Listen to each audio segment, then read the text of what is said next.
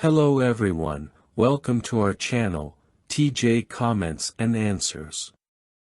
I hope you are all doing well.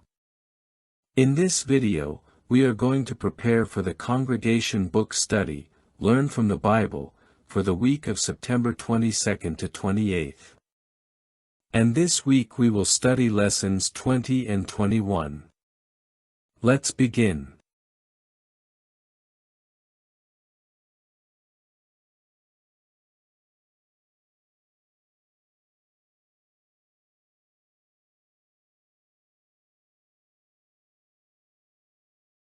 Lesson 20. 6 more plagues. Question 1. What were the next 6 plagues that Jehovah sent? The 6 plagues were flies, diseases on the animals, boils on the skin, hail, locusts, and darkness. Each one showed Jehovah's power over nature, animals, health, and even the daylight itself.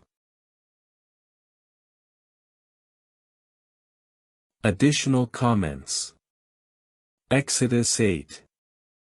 22-23, Jehovah separated his people from the Egyptians and did not allow the flies to reach Goshen. This shows that he never forgets those who obey him. Even when there is widespread suffering, Jehovah knows how to give relief and protection to those who are faithful to him. Exodus 9. 6. The Egyptian animals died, but not those of the Israelites. Jehovah shows that he has control over animal life and can use it to bless or to punish. It also teaches that what he provides for our sustenance will always be under his care if we trust in him. Additional comments. Exodus 9. 10. The ashes thrown by Moses caused boils throughout Egypt. This teaches that no human force can resist when Jehovah executes his judgment. It reminds us that human pride and self-sufficiency are useless against God's power. Exodus 9. 26. In Goshen no hail fell, while Egypt was devastated. Jehovah shows that he knows how to protect his people in the midst of problems. Today too, he provides security to those who obey him, even when the world suffers calamities. Question 2. Why were these plagues different from the first 3? Because starting from the 4th plague, Jehovah protected the Israelites and only the Egyptians suffered the effects. This made it clear that he distinguishes between those who serve him and those who oppose him.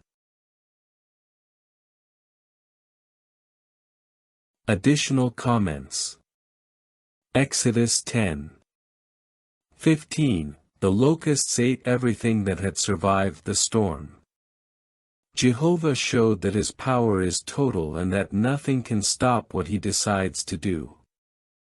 It is a lesson that only he can guarantee true security and abundance. Exodus 10. 23. While Egypt was in darkness, the Israelites had light. This shows that Jehovah gives clarity and hope to his servants, even when the world is in confusion and despair. Serving him brings spiritual light that guides our life. Additional comments. Exodus 10. 28-29, Pharaoh became furious and refused to listen to Moses. His stubbornness teaches us that pride hardens the heart and distances us from God's protection. Whoever resists Jehovah ends up losing more than they gain. Malachi 3. 18. Jehovah always makes a distinction between those who serve him and those who don't. In Egypt it was demonstrated, protection for Israel and calamity for the Egyptians. This encourages us to remain faithful, because God never leaves without reward those who obey Him. Lesson 21. The 10th Plague. Question 1. What was the 10th plague? The 10th plague was the death of all the firstborn in Egypt, from Pharaoh's son to the sons of the slaves, as well as the firstborn of the animals. This plague was the hardest because it struck what was most precious to each family, showing that Jehovah has absolute power over life. Additional comments. Exodus 11:5. Jehovah announced that the firstborn of every Egyptian family would die. This teaches that His warnings always come true and that we should never ignore what He says. Jehovah gives time to obey, but His judgments arrive at the appointed time. Exodus 12:7. The Israelites had to put blood on the doorframes of their houses.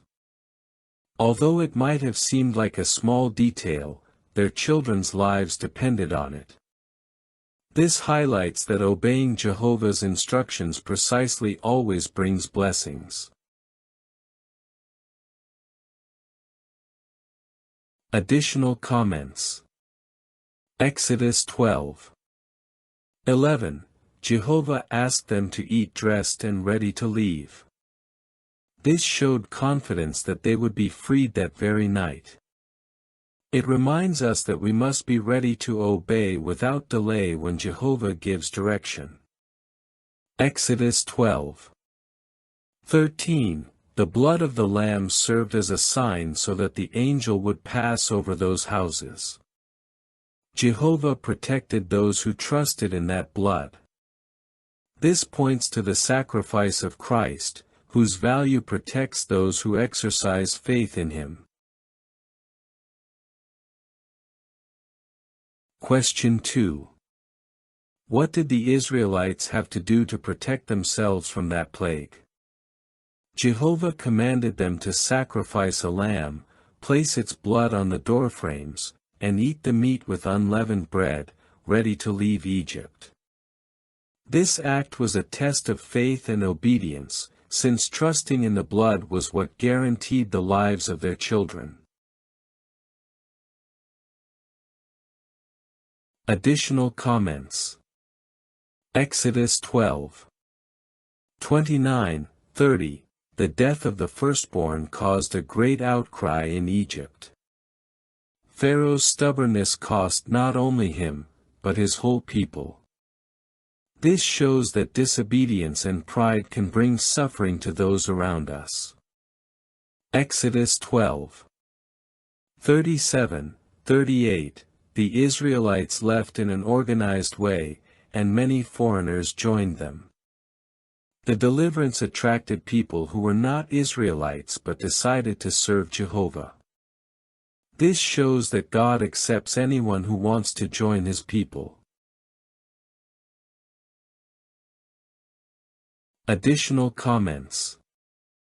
Exodus 12:42. That night was special because Jehovah fulfilled His promise to free them. This event shows that Jehovah never forgets those who suffer and always intervenes at the right time. His faithfulness is a guarantee for us today. Romans 9:17. Jehovah allowed Pharaoh to remain alive in order to demonstrate his power. In the end, even Pharaoh's opposition served to make God's name known throughout the earth. This shows that nothing and no one can stop God's purposes. Well, those have been the practical answers for this week's congregation book study. I hope they are very helpful to you, my dear brothers and sisters. I send you a big hug, and may Jehovah bless and protect you always.